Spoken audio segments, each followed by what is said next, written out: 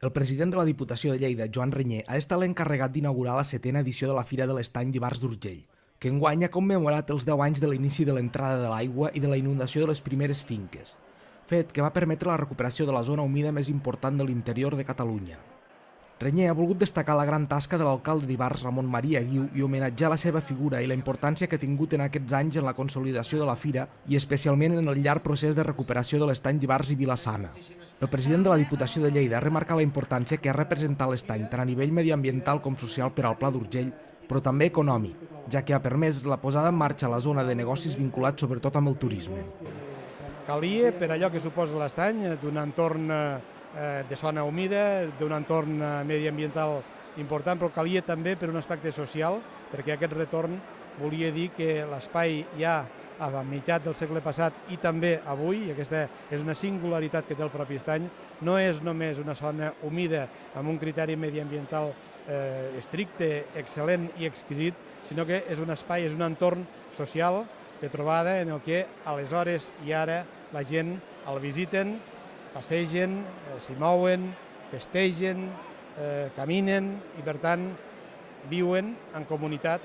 a l'entorn d'un equipament que se'l fan seu i per tant el concepte identitari en aquest sentit és important per la gent d'Ivars, per la gent de Vila-sana, per la gent de tota la comarca, jo diria que tots els de la Plana de Lleida, perquè tothom qui el visita se'l fa i se'l sent seu. Jo crec que aquest és un gran camí, jo estic segur que l'estany serà un reclam per tota l'activitat turística de la Plana de Lleida, per tota, des de Balaguer fins a les Borges i des de Lleida fins a Cervera. Tota aquesta gran plana ha d'utilitzar l'estany com a reclam. L'estany és de tots. Durant la visita, Renyer ha anunciat que la Diputació de Lleida ja ha redactat el projecte de la segona i darrera fase de la variant d'Ivars d'Urgell, que tindrà una inversió d'1 milió d'euros. També ha explicat que la primera fase del projecte s'inaugurarà en poques setmanes, un cop finalitzades les obres, que han suposat una inversió de la institució d'1,8 milions d'euros.